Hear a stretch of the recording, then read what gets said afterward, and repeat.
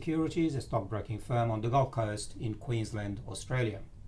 And in this presentation, I'm going to show you what we offer our clients and prospective clients on our market report on a daily basis.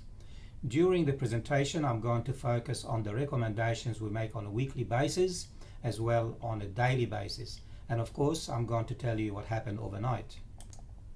So first of all, I'm going to show you what happened overnight. As you can see on the left hand side, there is a table with all the data in numbers, and I'm going to actually recite to you what happened in words. Well, overnight and from around the globe, we start with the Wall Street, and you can see here that the Dow was up 274 points, reaching a new all-time high. And okay, it continues to go higher and higher. The S&P 500 went up by 0.7% and finished at 3,379. The Nasdaq also had a good day, up 0.9% and reached 9,725.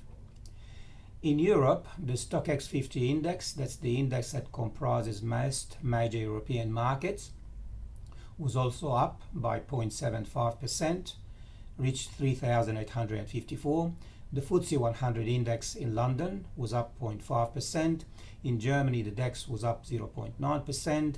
The Nikkei in Japan was up 0.7%. And in China, the Shanghai index was up 0.8%.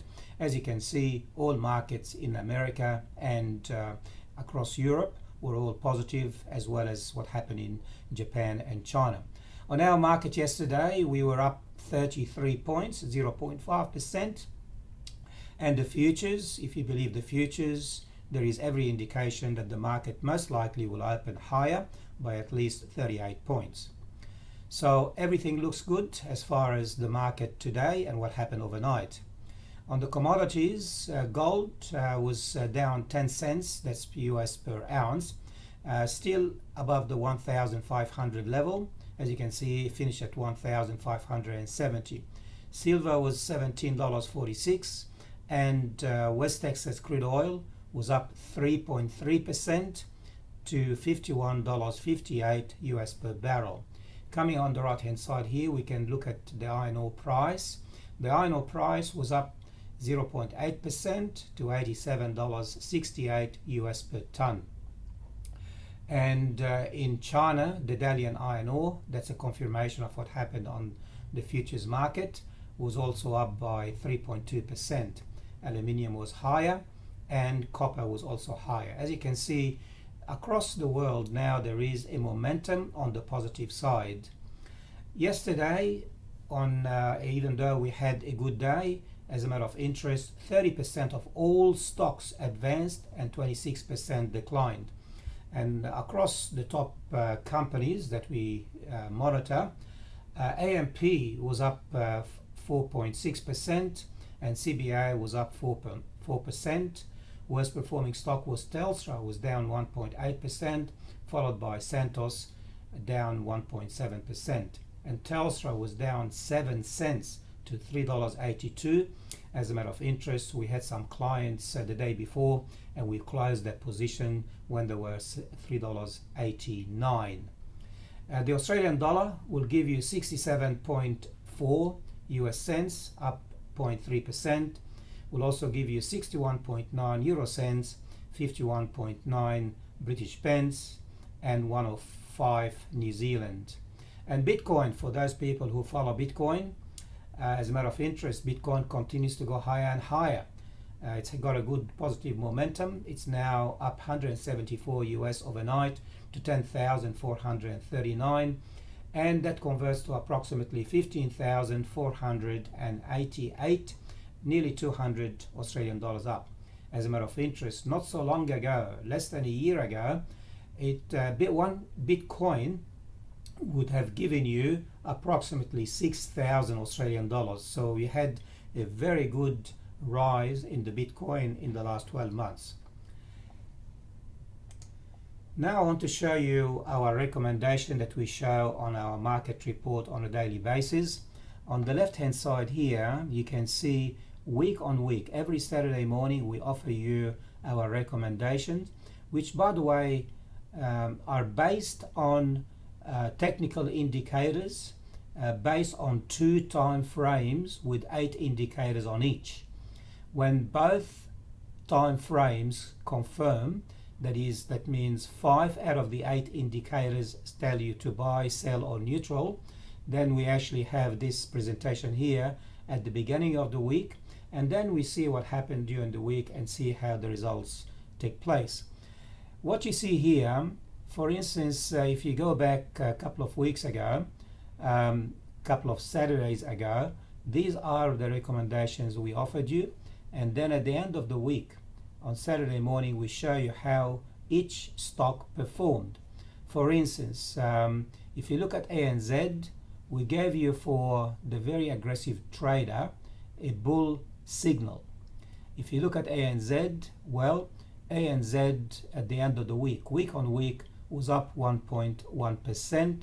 So their recommendation for the very aggressive trader turned up to be very positive. So if you took our recommendation, you would have made money.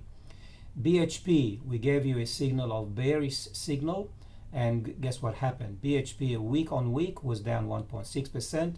You would have made money as well. And you go down the line, CBA, we were bullish across all type of investors and traders. For the investor, we were bullish. For the conservative trader, we were bullish. And for the aggressive and the very aggressive trader, we were bullish. And look what happened to CBA. Well, we were actually wrong, because CBA during the week actually turned down. However, remember, when we give you those recommendations here, the recommendations has to be taken on a weekly and daily basis. As long as the signal tells you it's bearish or bullish or whatever, then on Monday you can see that those indicators can change on a day-by-day basis. Our mechanical system is based on 2 time frames, the weekly and the daily. When both of these time frames confirm each other, you need to have 5 out of 8 indicators on both to be able to continue to trade. So you may have started CBA based on this indicators here, on all those indicators here. You would have gone bullish on Monday. However, you can see that during the week CBA turned very quickly to neutral. The only person who continues to be bullish was actually the investor. So you buy and hold, and that's the long term. For the very aggressive and the aggressive trader, you would have actually taken a neutral position on Tuesday and got out of the position. So if you're already on the trade because of what you had the week before, then you would probably take some money out. Okay. Finally, on this presentation, I also want to show you in our market report, every day we show you what happened on a daily and weekly basis on these companies. We look for companies that had extraordinary volume. When the volume of a particular stock increases above the average volume, and average volume means 50 period, then we like to have a look at and see what happened to this company. So on a daily basis overnight, Aristocrat Leisure, the price went up by 0.6%, which is not a great deal. However, the volume was nearly double the average. Average daily volume is 1.2 million transactions. Well, yesterday we had 2.6 million.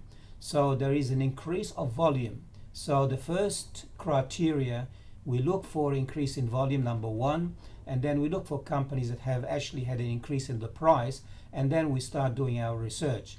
And by the way, on that particular weekly side as well, you can see here on the week by week, we compare the weekly volume, again based on 50-week average volume, and if the price goes up or down for the top 50 or for the mid cap, we start to look at those companies and try to do some more research and to find out exactly what happened.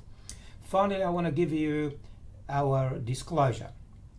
Everything we've shown you here today is only for general advice only, and before you take any action, please consult with us or with your professional advisor. Of course, there is risk and reward, and you need to be aware of your risk. Happy trading, and we talk again to you on a regular basis.